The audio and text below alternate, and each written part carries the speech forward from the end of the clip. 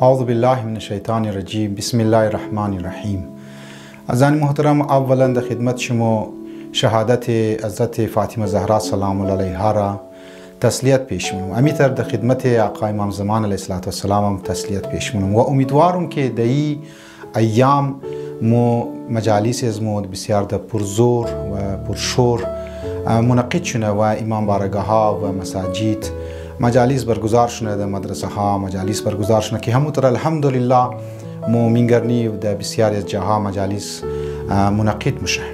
دیگه نکته ای که اصلی موضوع از ما ایه که چرا بعضی از افرادها، چرا بعضی از افرادهایی که من یک سوسایتی زندگی مونه یا یک معاشره چرا از دین، چرا از مذهب بعضی اوقات فرار مونن و چرا در دنیا مثلا بعضی اوقات میگنی که در خلاف دین، در خلاف مذهب بعضی از گپ‌ها گفته میشه. لذا موضوع از ما ایه که چرا افرادها یا بشر راه فرار را اختیار مونه. اول در این خدمت شما ای را بگم که سه نکته اساسی و سه نکته مهم در این باره علما بیان کرده. البته چند موارد های دیگه هم هسته، چند علت های دیگه هم هسته که به خاطر از اینکه چون طولانی نشنه ما فقط سه عمده را در خدمت شما یا چهار نکته را ما در خدمت شما امروز میخوایم بیان کنم. اولین نکته ای بود که وقتی رسول اکرم صلی الله علیه و آله و سلم در صدر اسلام میخواست اسلام را که وقتی اعلان کرد که ما رسول خدا هستم باین به طرف از ما گفت قل لا اله الا الله تفلحوا. یک جمله ما گفت که لا اله الا الله بگین که تا شما کامیاب شونین، تا فلاح حاصل کنین شما. لیکن مردم نمو گفت، تو زمان عرب ها نمو گفت. چرا نمو گفت؟ محمد از استادای خود پرسان کردی و از اساتید پرسان کردی که در صدر اسلام این جمله را چرا نمو گفتن؟ فقط یک جمله بود دیگه. استاد از بسیار خوب گفت لا اله الا الله که امات معنیش اینه که لا اله الا الله یعنی خدا ما بجز خدای کو چیز دیگه نیه. یعنی از بعد شراب نیه، از بعد دانس نیه، از بعد کنسرت نیه، از بعد مفادات شخصی نیه، از بعد منافع شخصی نیه. برحال وقت انسان در اسلام قیامت دایره اسلام را که قدم اشت و خدا را قبول کرد، خدای شیره احکام داره، قانون داره، رول داره و این قوانین باید بریشی عمل کنه. لذا مردم از قید و بند بعضی از محدودیت ها، البته این لفظی محدودیت ما استعمال منم، محدودیت نیه بلکه عین آزادیه، بلکه عین حریت که انسان در دایره اسلام داخل شونه و به خدا اعتقادات حاصل کنه و برای احکام خداوند متعال عمل کنه. لذا در مرحله اولی رو بگم که مردم آزاد میخواهد، بی بندوباری میخواهد، کدام میگو قید نمیخواهد، آزادی میخواهد و هر چیز که دل چی خواست. لذا طرف یزو چیزای آزاد مورن که منیشی گانا باشه، منیشی ناچ باشه، منیشی بی حیایی باشه، منیشی یک گلگز دیگه گناه ها باشه، فراد منیشی باشه، رشوت منیشی باشه، تمام چیزا اینا. لذا در اولین مرحله خود انسان ها نمیخواهد درون چی یک چیزهایی که در خلاف فطرتی که خدا جو هست، در خلاف از آواز بلند مونه، در خلاف از کار مونن و از دین توتا مونه و از دین دور مونه.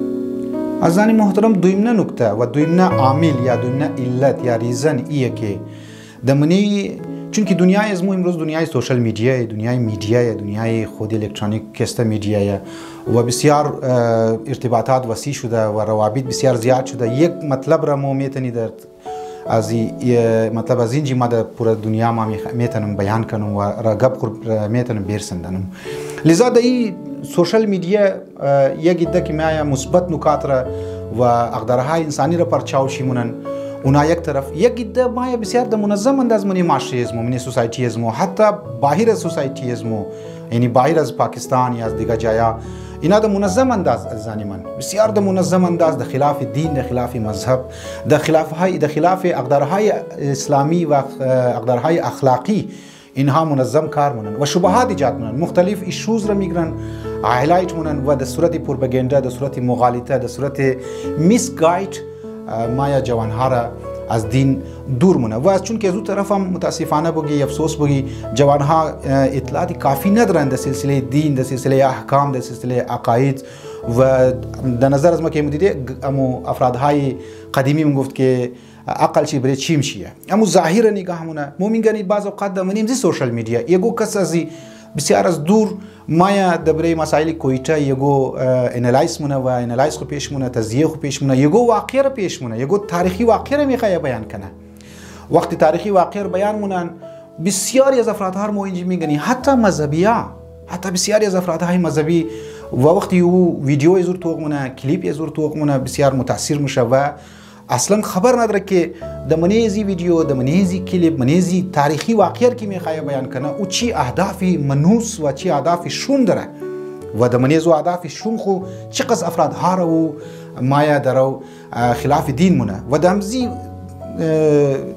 کار خو بسیاری از اقدارهای اخلاقی را و بنیادهای اسلامی را زیر پای مبره. مثلا ممکنه مثال بزنم گو کتاب را که کتاب اصلا منی اقدارهای اخلاقی از و منی فرامین اهل بیت از مود زید چی باشه ده تکرار چی باشه و جمله های به ظاهر خوبصورت را پیش مونه و مردم هم میگه واو بسیار خوب گپ میزنه و بسیار خوب تحلیل کرده، بسیار خوب تزیه کرده. لذا در نظر از ما دویمه عاملی که مردم از دین فرار مونه از خاطر افرادهای ایتیست، از خاطر افرادهای سیکولر، از خاطر افرادهایی که اونایی که لیبرال هستن، اونایی که خلاف دین هستن، اونایی که نمیخواه اقدارهای اخلاقی دمنی معاشره پیاده شونه اپلایش نتا. چرا؟ چون که میترسن وقتی اقدارهای اخلاقی پیاده شد اپلای شد دمنی یک معاشره مفادات در خطر است و منافع در خطر است. لذا اینا کوشش منن و جوان هم گفتم از اون طرف اطلاع کافی نداره. سیمنا عاملی که مردم از دین تو تامونه علما دو قسم است زانی من، یک علمای ربانی، یک علما یا عالم نمایه، ملا نمایه. حضرت امام علی علیه السلام سوال شد که بعد از اهل بیت علیهم السلام کی در درجه بسیار بلند قرار داره؟ گفت العلماء. بعض گفت که شیطان پستر کیه یا مولا؟ گفت العلماء. گفت یا مولا هم از شیطان پستر هم از بعد اهل بیت ای علما است. یعنی چی؟ گفت اگر علما با عمل باشه، اگر علما گفتار چی، عمل چی، کردار چی صحیح باشه، مطابق مفرامینی از مو باشه، معاشره میشه گل گلزار، معاشره میشه معاشره یک صاحبی که اونجا افراد صاحبی اقدار شدن. لیکن اگر علما پست شد، اگر علما منافع شخصی خود را مد نظر گرفت، میشه معاشره تباه و برباد، میشه معاشره ای که اذا فسد العالم فسد العالم. وقتی که عالم فاسد شد عالم را فاسد مونه. و ما امروز میگن زانی من در مختلف جاها ما میگن در منی امریکا مثلا الله یاری ولی انسان ها مایا عالم مایا که به ظاهر عالمه دین چقدر ضرر میده، یاسر الحبیب ولی انسان ها چقدر دین را ضرر میده. و همین تر منی سوسایتی ازمو، همین تر منی معاشره ازمو بسیاری از علما هستند، بسیاری از عالم نماها هستند که به ظاهر خوبصورت الفاظ ها میزنن، لیکن پس پشت شر است، پس پشت فساد است، پس پشت امو اختلافات را آتشی بڑکاو کدویه.